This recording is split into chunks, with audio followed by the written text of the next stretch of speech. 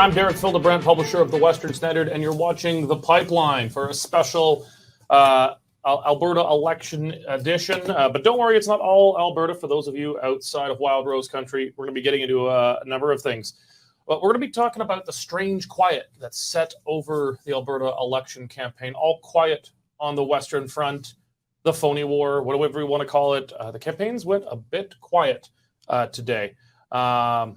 The last few days. We're going to get into that. But a little something popped up today. Two UCP candidates, Brian Jean and Rebecca Schultz, say they've crunched the numbers on Rachel Notley's electric grid reform or replacement plan and say the price tag is $87 billion. We're going to have the Western Standard's business reporter, Sean Polzer, in to fact check that and go through if that really is what the cost of the NDP's electrification grid plan would be. We're going to get into the UCP strategy thus far and what we're expecting. We're going to talk about the NDP strategy thus far and what we're expecting, as well as a plan by the CRTC branch of the federal government to regulate newsroom ethics in Canada. Yes. More federal intrusion from the state into the bedrooms of the nation, into the newsrooms of the nation. Telling reporters deciding who's a reporter, who is not, and how they should do their jobs. Before we get into it, though, I want to thank my favorite sponsor, the Canadian Shooting Sports Association. I've been a member of the CSSA for more than a decade because I trust them as Canada's leading firearms rights group to defend our right to buy, own, and responsibly use firearms in Canada. They are leading the fight against legislation currently in Parliament that would see otherwise lawful firearms stripped from Canadians as if they were criminals. If you're not yet a member of the CSSA and you're a gun owner in Canada, you absolutely need to go to cssa-cila.org or just do what I do, Google them, and become a member today. It's worth every single penny. Okay, so we're going to get into it. Calling this segment All Quiet on the Western Front. The campaign started with a bang, but then it just kind of went quiet. This morning in our meeting earlier today, determining what we're going to talk about on the pipeline, you called it the phony war. I call it the Sitzkrieg. One way or another, kind of same idea that the battle started with a bang, and it's just gone kind of quiet, Nigel. You should tell people what the phony war was. I mean, there's a lot of people under 30. Well, for those of you who didn't pay attention in history class, the phony war was kind of the second phase of the Second World War. The Second World War, at least in the European theater, opened with the German invasion of Poland, and France and Britain declared war, but then did nothing. They just kind of sat behind the Maginot Line, the big French fortifications, and did nothing for roughly 6 months until things flared up in Norway, and then waited for the war to come to them with the invasion of the West, which didn't go too well for them. But it was this phony war where they just kind of sat behind their lines and pretty much didn't even shoot at each other with rare exceptions. And that kind of seems like what's happened for the last 2 days. You know, the first weekend and first opening day of the Alberta election had some big punches, big promises, feisty languages and rallies from the two leaders, the big campaigns, and then quiet. Well, you know, Derek, I think one of the things that has affected this is that we've actually been in campaign mode at least since Christmas. And you could make the argument that ever since Danielle Smith was elected premier, everybody knew this was coming on May the 29th. It's in the legislation. So everybody has been positioning them for this. So there's a lot been said already that contributes to the campaign. You know, I'm not disputing the fact that it's gone very quiet in the last couple of days after some good announcements. You know, the allegation is that Danielle Smith is hiding from the media. On the other hand, Rachel Notley has not come out with a lot of policy.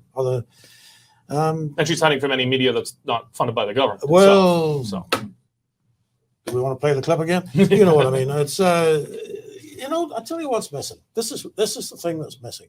In 2019, there was all kinds of buzz and excitement. Why was that? Because you had a new party that had been formed. It was almost like a saga, you know. It was one of those sort of great adventure stories. You get this blue Dodge pickup and you drive it. I don't think there was a community. You could have built their merry band as you went along. Yeah, you know, I mean, it was buzz. There was all sorts of stuff. And of course, there was huge dissatisfaction with the NDP after 4 years of economic stagnation, and actually not even stagnation, going backwards. So here came the hero. Here came the truck, and everybody was pumped to go out and vote and to plant lawn signs. And we don't have that this time. We've got what we actually have could be an amazing story of two women who have both had success in the past, fallen out of grace, and then are now on the comeback trail. But it just hasn't been reported that way. Just hasn't been. I know, the comeback. but I'm talking about the campaign period here. It was a flash bang open. Yep. And then quiet. Cory, Nigel says that's because so much has already been said because we've been in perpetual campaign mode for so long. But you know, I think Canadians, and I'll include Albertans here, are very weird. Even though we know when the fixed election date is, we're not like Americans. We'll pay attention, you know, for the whole year, for the primaries on up. I think Canadians largely only start paying attention when the formal writ period has dropped. Even more so in the last 2 or 3 weeks when people are kind of forced to make a decision. But I feel like a lot of Canadians just say, I'm not really making up my mind. I'm not really paying any attention until I have to, and there's a formal period. What do you think explains this kind of brief phony war where there's just been a lack of action for the last few days? I think it might be a couple of things. I mean, as Nigel did mention, there's some degree of fatigue. I mean, normally you'd want to kick it off with a big rally, have a bunch of people. They've purposely, like where Premier Smith picked her two rallies were in residential in a weird little office area. You couldn't pack 200 people there if you wanted to. I thought that was actually a good backdrop for the message that she was actually certainly. Was that because they were worried about it avoids the risk of having a great big park with only 100 people at it and room for 1,000. No, but I mean, there was a suburban home, and she was talking about suburban values. Yeah, but this was an election kickoff, not just we're talking policy. The Saturday campaign kickoff release. Yeah, and you would expect some fanfare, but they're trying to control tightly. I think part of it too, though, is they're trying to hold their cards tight. I mean, I look at it more like two boxers. You know, that first couple of rounds, they're doing feints. They're seeing what's going to work. They're seeing what's going to bite. And I got a feeling they're going to really start swinging, though, in the later part. As you said, most people aren't paying attention until a little later, too. So, because it's so close right now, they can't afford any big errors, or they might swing that undecided. Yeah. And okay, well, we'll turn to the bigger strategy stuff in a bit. But I suppose let's talk about some of the swings now. The silence broken. I think this midday today. So Brian Jean, Fort McMurray MLA and minister, and Rebecca Schultz, one of the Calgary cabinet ministers and candidates here, they held a press conference. And actually, what we need to do is bring in our business reporter, Sean Polzer here. So Sean, you've gone through this. So Brian Jean and Rebecca Schultz came out and say that Rachel Notley's plan to essentially revamp the Alberta electricity grid would cost $87 billion, which would make it by far the most expensive election promise in Alberta history, probably in Canadian history. Although maybe if we don't include the city of Calgary and their same amount. This is the city of Calgary's big green nirvana plan. But I don't think they'll actually end up spending that money. Sean, why don't tell us, I mean, we always have to be cautious when one party says, well, the other guys are going to cost this. You also be cautious when a party puts a price tag on their own things. I mean, these are all politicians spinning things for their side and against the other. But you understand this stuff extremely well with your background in the energy industry and covering it as a reporter. What's your first, kind of give us a breakdown of what Rachel Notley has promised on the net zero electricity grid and the UCP's allegations about what they say it's going to cost? Well, I think it comes with a pretty big kicker. I mean, they were tossing around 87 billion. They were tossing around 100 billion. There doesn't really seem to be a clear consensus on exactly how much it's going to cost. So, no, first, would you just tell us about what Rachel Notley says she's going to do with the net zero electricity grid, and then tell us about what the UCP's price tag is they're attaching to it? Okay. Rachel Notley has promised to get to net zero on the electricity grid by 2035, which is in line with some of the commitments that Ottawa has made. Now, the kicker is that under the Paris Accord, the international agreements, Canada isn't required to be net zero until 2050.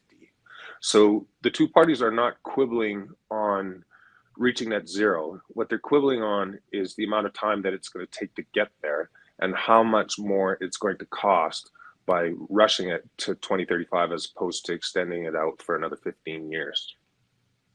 And that is going to involve a massive build in infrastructure, and it's also going to mean higher electricity prices for Albertans as we are forced to retire some of this fossil fuel fired electricity in favor of renewables.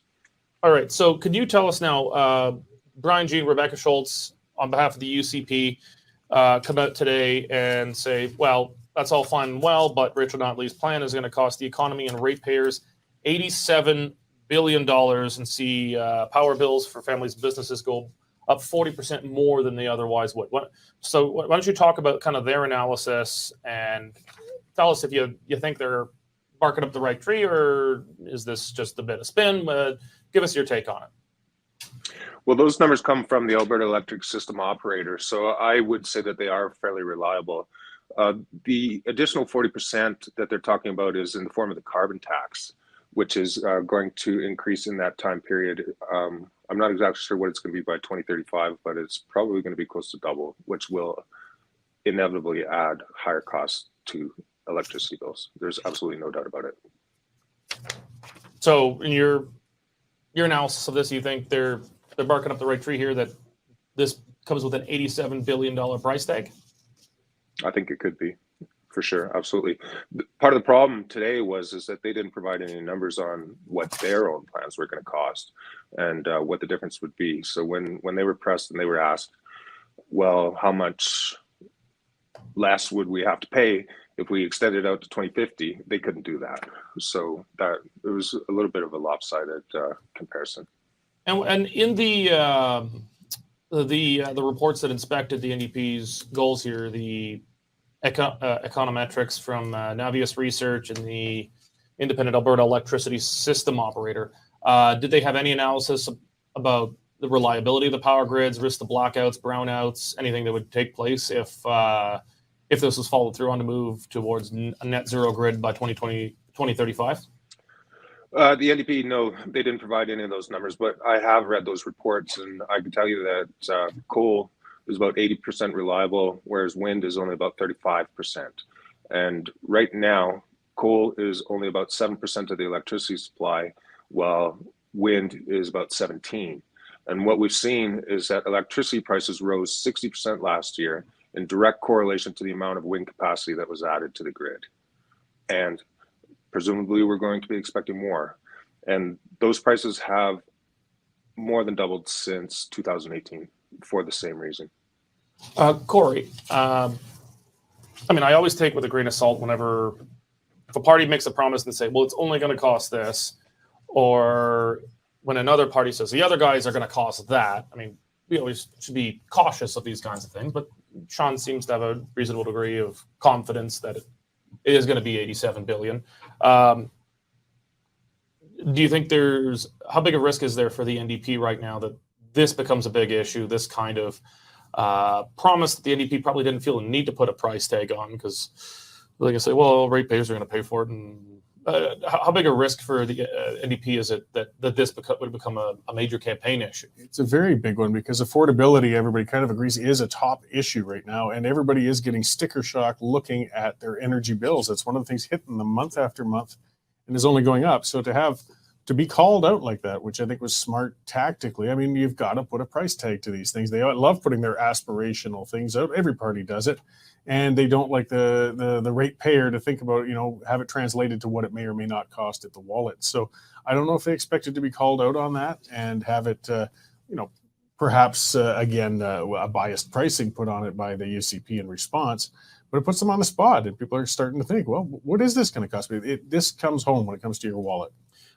Nigel, they didn't have Smith going out on the attack here, going through the documents in front of the press saying, Notley's plan is going to bankrupt ratepayers, going to cost us $87 billion. They sent out Brian Jean and Rebecca Schultz. Why do you think they did that? Probably saving Danielle for the promised big announcement tomorrow. I don't know why they did that. to be honest with you.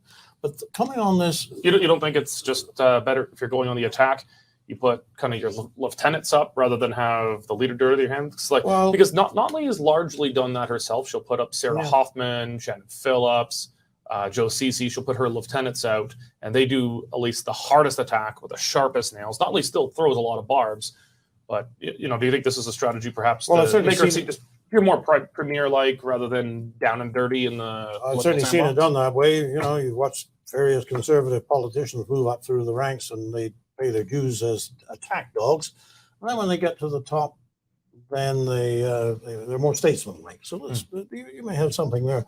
What I was going to mention on this, the thing that nobody seems to talk about explicitly is that the whole push is to have us all driving electric cars and having all of our homes heated by electricity.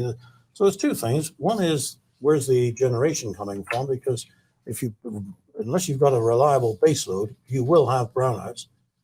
And the other is, it is not just the generating capacity. It's not even just the major transmissions line. All the wiring around towns is going to have to be ripped out and replaced with something higher capacity.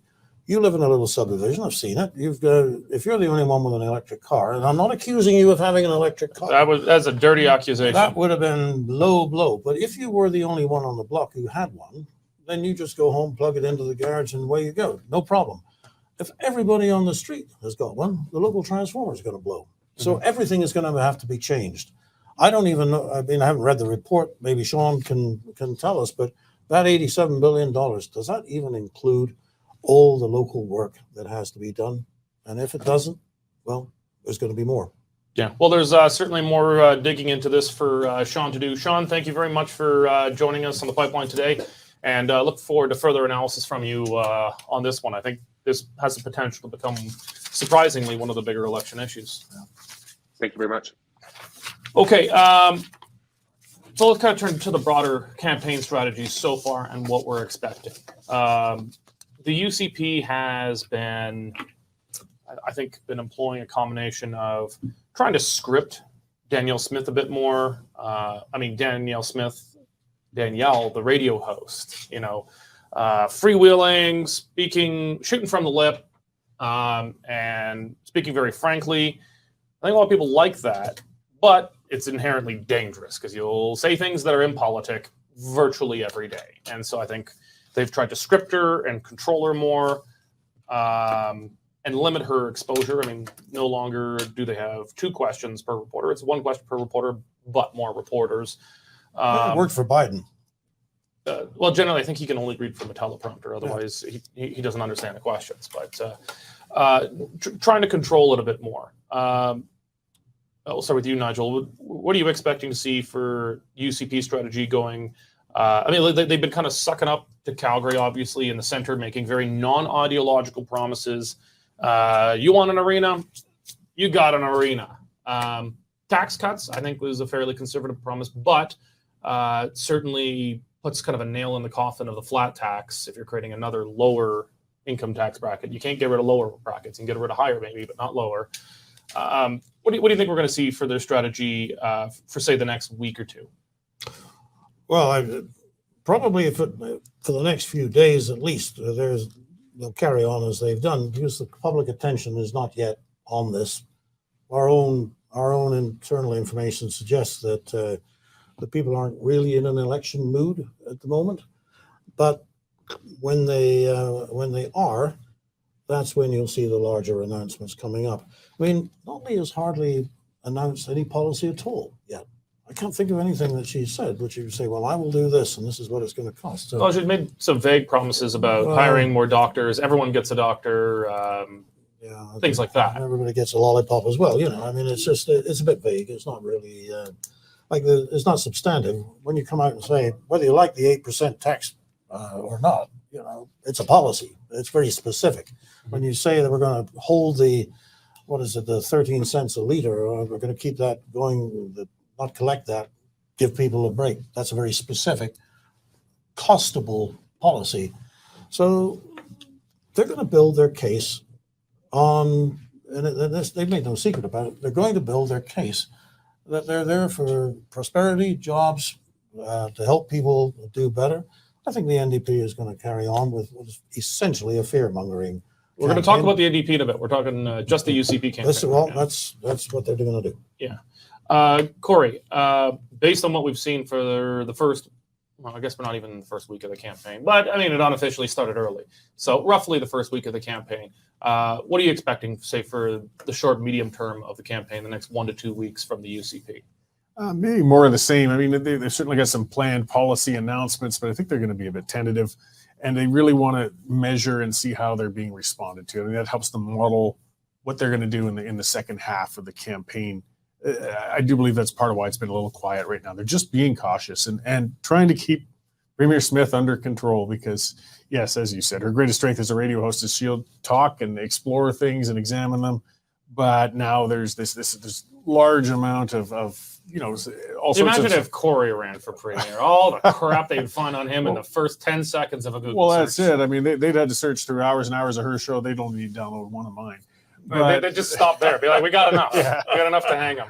And we're going to see that for a while, though. I'm sure she's going to be playing some degree of response to things that'll keep dripping out that they'll bring out from past recordings. Mm-hmm. One thing I've been surprised by is so far the lack of opposition research from the UCP against the NDP. The NDP have been meticulous in opposition research. Anytime anyone has even sniffed around a UCP nomination, the NDP have done a colonoscopy into everything they've ever done, said, whispered, or farted. They're on it, and they certainly did it last time. And then as soon as those candidates kind of get defeated, if say the three of us ran in a nomination and Nigel and I get defeated and Corey is for some reason the candidate here, then they'll release dirt on the two who lost to kind of smear the party overall. The NDP has been very strong on that. You've seen very little from the UCP on it. There's been a little. I mean, they had I think about 2 weeks ago, they did kind of a release on some of the very anti-police and defund the police or all wife beaters kind of stuff from various NDP candidates, primarily in Calgary and Edmonton. A little bit of that stuff, but that was all pretty public record already.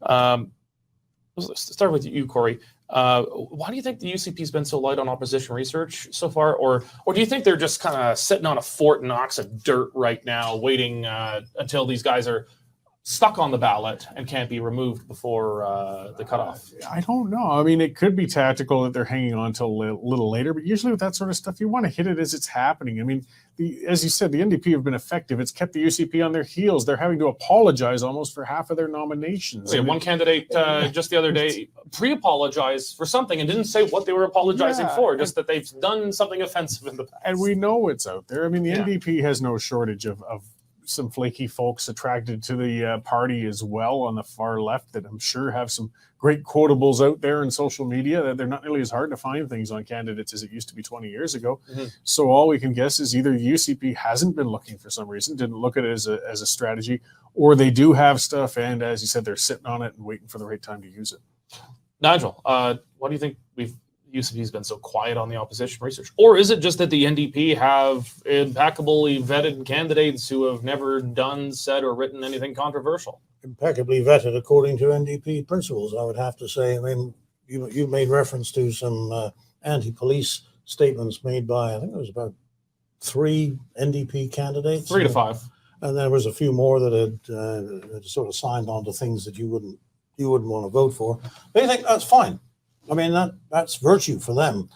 So I did take notice that most of the legacy media took virtually no notice of that. I mean, if NDP put out something saying some UCP candidate once said that he doesn't personally like to dress in drag, well, then all of a sudden that's a scandal. He hates drag queens. But this stuff on the NDP candidates, I saw remarkably little to anything in the legacy media on it. So yeah, I mean, I think you just nailed it there. The media doesn't see what the buzz is. Gosh, we had some stories out of Edmonton, I do believe, within the last couple of months about NDP candidates who were actively supporting. It was some Christian Science Church or something. I can't remember exactly where it was, so don't quote me on the Christian Science. But at any rate, they were having their drag drag queen story hour for all the kids. And one of the UCP MLAs said, "Well, what's this?" He was the one who got attacked for it. So when you're looking around, well, where's the dirt? Where's the dirt? What's dirt to the UCP and to the UCP voter, more particularly, passes, it seems, without comment in the NDP and in so much of the legacy media. I don't think they're all that. No, they're not all over the edge. It's not a monolith, but it's the sort of the common consensus. Oh, well, each to their own, whatever. Yeah. All right, let's talk about the NDP strategy so far and what we can expect. They've been very punchy. They've been very aggressive, but that really hasn't changed. They've been that way really since the last election. In most other provinces, at least during early COVID, the government and the opposition held arms and sung Kumbaya.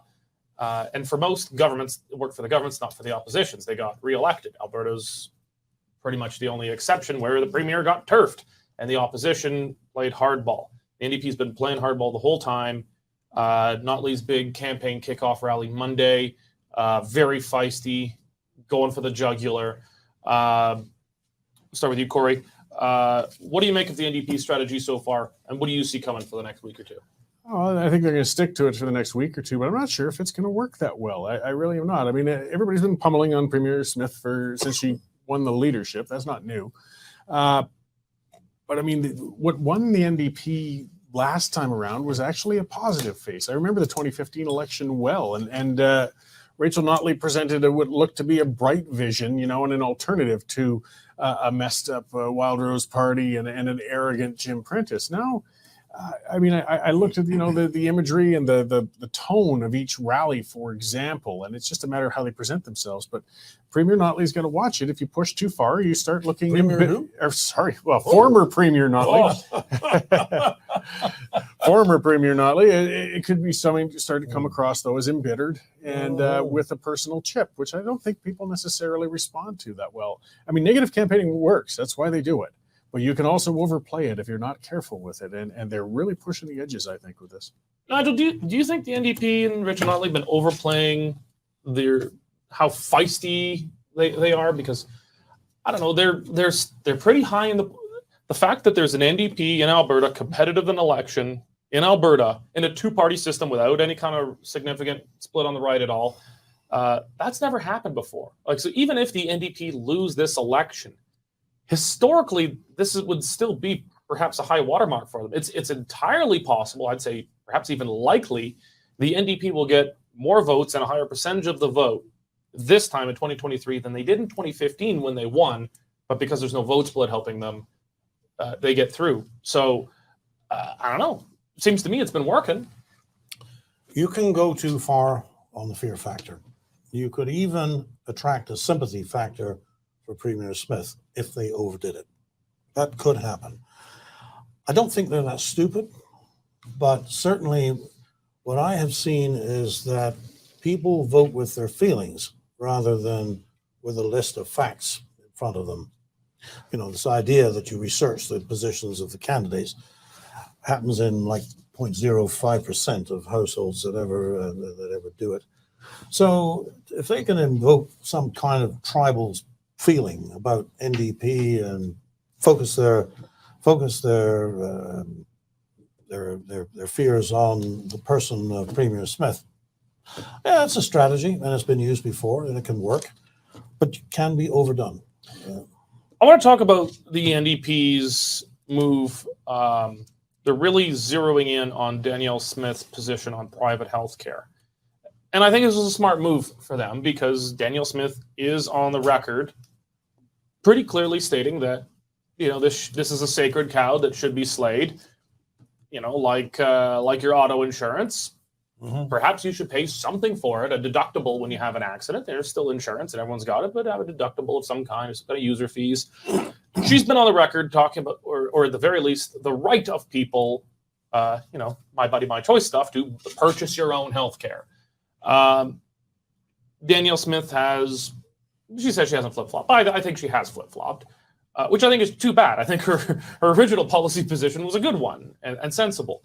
But I get it, might not be the most popular thing, but she's, Rachel Notley's been saying, well, Danielle Smith says she wants some private health care. You can't trust her when she says that she doesn't.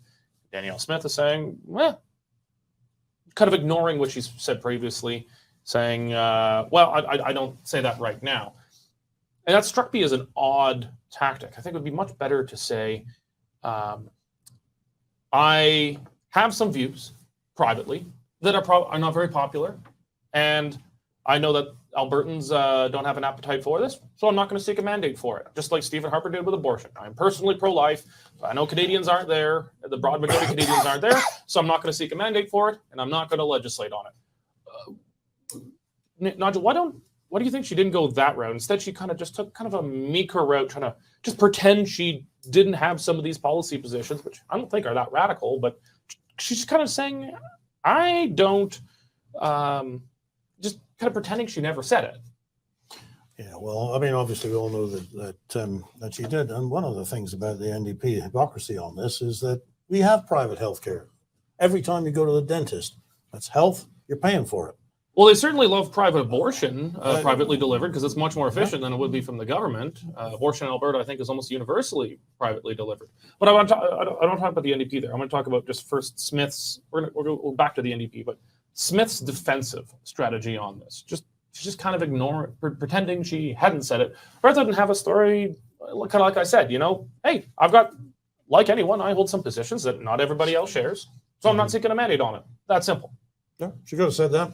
I guess she figured the least said about it, the quicker it go away. Now, that discounts the NDP's initiative on this, but it's no point in digging in on it and saying, yeah, well, actually, I did used to think that, but obviously now, don't make it a complicated statement. That's all. So it's just Cory, it seems to be a very muddled defense when there is a very clear defense that, hey, just Albertans aren't there right now, so I'm not seeking a mandate on it. Instead, it's been a very muddled defense, I think. Premier Smith's been very muddled in general. That's been something of a trait coming up with her, and it's challenging. But I mean, no matter what she says, the response from the NDP is going to be the same. You can see where their tact is that you can't trust her.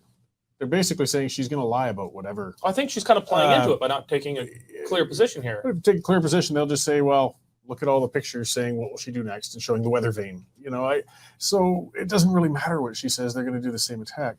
What I'm wondering, though, it would be refreshing, but I understand it's politically dangerous. It'd be nice to see somebody defend it, just stand by it. We are seeing polling numbers for the first time in a long time federally saying that Canadians are more receptive to healthcare reform than they've ever been before.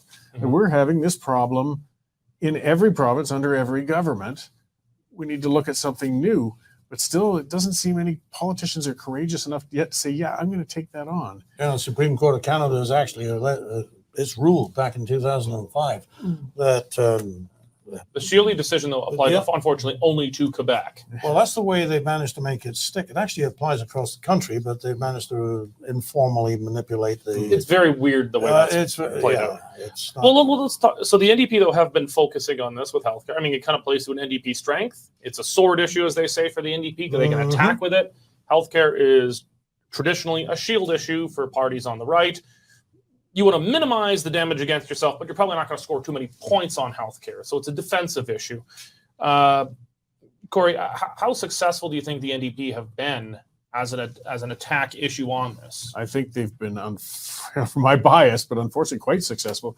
I go out and about through the week. I talk to a lot of people and things, and if I've heard anything where there's conservative-leaning people who feel uncomfortable, they're saying the same sort of thing. Boy, I don't like the NDP, but I don't want to have to take a credit card out to see my doctor. Like that messaging is sinking home with some people, and I'm sure the NDP are starting to hear a little more of that, and that means they're going to go harder on this. So the fear works with this issue. Nigel, how does, pardon the pun, but how does Danielle Smith and the UCP inoculate themselves, vaccinate themselves, if you will, from an NDP attack on this? Because so far, I think it's just been muddled and not terribly effective. No, just do what you did. They did the Jason Kenney style big cardboard cutout, but I think that kind of got old with Kenney. No, just come right out and say it. And keep saying it until it sticks. Well, that's what they've been doing. But like her explanation, her policy position today does not jive with her policy positions of a year ago when she was on the radio or at the show on the Western Standard. It doesn't jive with it. She hasn't had a story to explain that, and it seems pretty lost right now. So what can they do besides repeat what's not working currently? Well, that is short of actually a big cardboard cutout, and even that would be dismissed as a, just. Well, they already did that. Frivolous, So, no, it's she's going to have to simply point to the past. Have we done it? No, we haven't. Will we do it? No, we won't. New rule for elections. When one party says you will do something and you say you won't, but the other party keeps on insisting you will do it, you get to be allowed to do that thing if you win the election. So when the Liberals say Stephen Harper will put soldiers on the streets with guns, well, then Stephen Harper is allowed to put soldiers on the streets with guns. Or the Liberals say the Conservatives are going to ban abortion. Well, then that gives the Conservatives a mandate to limit abortion. If you're going to be accused serially of doing something, you say you're not going to, well, I think it kind of gives you a backdoor mandate to do that thing. All right. So we're going to turn our attention a little further afield here. So we have the Online News Act coming on now, and the Canadian Radio Television Commission, the CRTC, one of the most evil conceptions ever to be brewed out of Ottawa, has now said that they've met with publishers and they've decided that under this new act, the CRTC, which is an arm of the federal government, gets to determine if a newsroom can show it's a credible news organization that would benefit from all the new round of free money coming. Mm-hmm. So we have Bill C-18. I'm actually flying out to Ottawa early next week to testify at the Senate, to do my best to, if not kill the bill, at least try to minimize how terrible it will be for independent publishers like the Western Standard. But this bill is supposed to confiscate money from Google and Facebook and give it to publishers because Google and Facebook helped us get our content in front of people. I still can barely wrap my mind around the bizarre reasoning of the bill. But to determine who gets to have any of this money, for example, the federal government has to say, well, who's eligible for all the so-called free money? Well, they're going to have to, again, get into further, the feds to go deeper into the business of determining who's a newsroom. And that means also dictating a journalism code of ethics that has to be met by otherwise independent news organizations. Nigel, you've been around the news business for a long time. Calgary Herald, a number of other regional, local publications in the West. Goes back nearly 50 years, actually. I was trying not to date you here, Yeah. but I don't know. What's your reaction, just as a journalist, to the idea that the CRTC gets to define who's a credible newsroom and what your code of ethics is going to be? Well, look, the basic thing is, does anybody have the right to report and comment? If you go downtown, you go to and you see something, do you, as a Canadian citizen, whether you work for a newspaper or not, do you have the right to tell somebody else what just happened? The answer is yes, of course you do. So, but the issue is now, because now it's money. This is the federal government handing out dollars. Exactly. And so the feds aren't going to say, well, Joe Blow with a blog or a Twitter account, we're not stopping him from saying something. But if he wants to get free money from Ottawa, taken from Google and Facebook, well, he's going to have to do these certain things. And that means we get to decide who's a credible news organization, and you have to comply with the code of ethics. Well, I kind of doubt that the CRTC is actually relishing doing this, but the law is going to be that in order to be eligible for the money, you have to have a code of journalism standards and practices and ethics. And I suppose the CRTC feels the need to make sure that everybody has the same set of rules. As long as the National Post isn't supposed to have the same set of rules as the Toronto Star, but that's actually the kind of dilemmas that they are going to face. And in the absence of a national organization setting those standards, the CRTC will by default come up with them. My problem with this, apart from just the whole principle of it, is that this is about the government has been trying to get into the news media and regulate it. You said I've been in the business a long time. I've been in before even the Kent Commission was called, and that was 1980. That was about newspaper concentration of ownership. But somehow they made it about content as well and trying to set standards, and that's why we have press councils. Different subject, but it's government control of the press. They tried it then. They keep coming back, trying to find different ways. And their goal ultimately will be to say, you are a journalist and you are not. You can have a public voice. You can't. That sounds like a certain person running for the Premier of Alberta. Well, since you mention it. Yeah. Okay, Corey. So, I mean, it's an inescapable fact that journalism is now a highly regulated industry. When I decided to refound the Western Standard back in the summer of 2019, one of the biggest reasons I picked journalism was that it was a virtually unregulated industry. There was virtually nothing. 3.5 years later, and we're almost dairy farmers. Like we are, this is clearly they're cartelizing the industry. It is being hyper regulated. Soon they'll have us doing the equivalent of dumping out milk, surplus milk here. But it keeps on going further and further. And it's all about attaching dollars to things. For the most part, it's all about attaching dollars. And why do they attach dollars? It's for the sake of control. Yeah, it's because if you don't follow the line, you don't get the money. Because they can't outright come out and just ban inconvenient media that is critical of the government and perhaps outside of the Laurentian mainstream. They can't ban it constitutionally. But what they can do is try to have the government manipulate algorithms, Bill C-11, to promote government-friendly content, downgrade government-not-friendly content, and even more powerfully, fund and make economically prosperous pro-government media and try to bankrupt anti-government media. But this always involves them getting into the sticky stuff here. Do you think the CRTC, I will touch on what Nigel said, do you think the CRTC actually, the guys there are very happy about doing this? No, I think they have enough to do, but there's enough, I guess, busybody bureaucrats that someone would like to take that on. They like to convince themselves that they're on a moral crusade. Oh, I'm going to make the media better for the populace and the citizens, and they'll set their codes. But I just can't accept that sort of control on any level in any circumstance. I mean, if the industry were to be controlled in any sort of way, it should be an industry organization, and I don't even think there should be that, but a government organization setting the rules.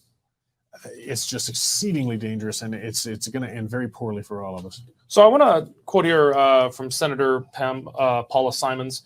So as I mentioned on Monday morning, some point Monday, I'm flying out I'm testifying before the Senate on Tuesday on Bill C-18, this bill exactly. And Senator Paula Simons, she was appointed by Justin Trudeau representing Alberta, although I'm not sure how you can represent something appointed to it, but that's neither here nor there. Now, she's a veteran of the Edmonton Journal, and she's definitely on the left side, but she was a good journalist. She dug into a lot of things and brought a lot of issues to light. She was a quality journalist, even if I don't really agree on many of her conclusions on these things. But here's what she said. She called this bill and now the CRTC having to come up with a code of ethics and defining newsrooms, etc. She called it anathema to a lot of print journalists who do not believe the government, the state, the crown should in any way be regulating the ethics of newspapers. I'm wondering how you square that. We'll have to get precise on that. There should be clear definitions. They should be neutral in how they apply. They should not be written in such a way as to include or exclude a particular kind of news organization, as long as that organization can show it's a credible news organization. Okay, I agree. But the problem is we all have very different definitions of what is a credible news organization. There are people on the left who will insist, despite the scale, scope, and the code of ethics our journalists work with at the Western Standard, they'll say, well, you're not credible, therefore you can't be here. And equally on the right, there'll be many conservatives who look at the other side and say, you're not a credible news organization. So I don't know how I don't think there is such a thing as a neutral definition that would not be playing political favorites here, Nigel. Well, that's why the way we've done things for the past, since Confederation has been one of the strengths of journalism in Canada, that anybody with a point of view can get up and express it. Now, it all became complicated when there was money attached to it, but it is through money. that governments will try to control the dissemination of information. It's very powerful. We knew it. We talked about it when it came in. We all knew what the game was, and it's unfolding before us. Because once there's money involved, well, then it's got to be fair. They're going to define what fair is. And we live in dark times. Let me close with this. Pablo Rodriguez, the Minister of Heritage, which oversees the CRTC, says, he said, the Online News Act is one piece of a large and complex puzzle that aims to build a safer, more inclusive, and more competitive internet for all Canadians. I've spoken to my G7 colleagues about all of this, and I can say one thing. The whole world is watching Canada right now. On that last part, at least, I think we agree. I think we do. I think if this is allowed to pass and then eventually take root here, I think we're going to see a lot of other wannabe tyrants in the developed and developing world take notice that if you can do this in Canada, you can probably do it anywhere. All right, Nigel, Cory, thank you for joining. I thank all of you for joining us today. I appreciate your time. If you're not yet a member of the Western Standard, please go to westernstandard.news, click on membership. It's only $10 a month or $100 a year for unlimited access. It'll be supporting the Western Canada's leading independent news organization, 100% government bailout free. Thank you very much for joining us today. I hope you'll join us tomorrow for the Alberta Report. Thank you and God bless. Well, after a bunch of red days in the market over the last couple of weeks, we finally have a pretty solid green today, and that just shows to Goya that there's nothing permanent out there. Let's take a look at some of these prices. Cash barley's holding steady at $4.10 a metric, feed wheat's unchanged at $4.06 a metric, and corn is up $2 to $3.98 a metric. Moving to the milling wheat markets, July Minneapolis futures bounced up 21 cents to $7.94 per bushel, with local hard red spring bid for May movement at $10.20 per bushel delivered. In the oil seeds, nearby canola futures are up $7.20 to $7.1660 per ton, with delivered values for May movement at $16 per bushel. Continuing on to the pulse markets, nearby red lentil prices remain at 35 cents a pound, with yellow peas trading at $11.50 per bushel. Finishing up with the cattle markets, June live cattle are down 77.5 cents to $162.130 per hundredweight. For more information on pricing and picked up on farm options, give me a call at 403-394-1711. I'm Mike Van Dyke at Marketplace Commodities, accurate real-time marketing information and pricing options. Canadian Shooting Sports Association. Without the CSSA, our gun rights would have been taken long ago. These guys are on the front lines helping to draft smart and intelligent firearms regulations and legislation in Canada, and more importantly, educating the public about how we keep guns out of the hands of the wrong people. To become a member, it's absolutely worth every penny. You can become a Western Standard member for just $10 a month or $99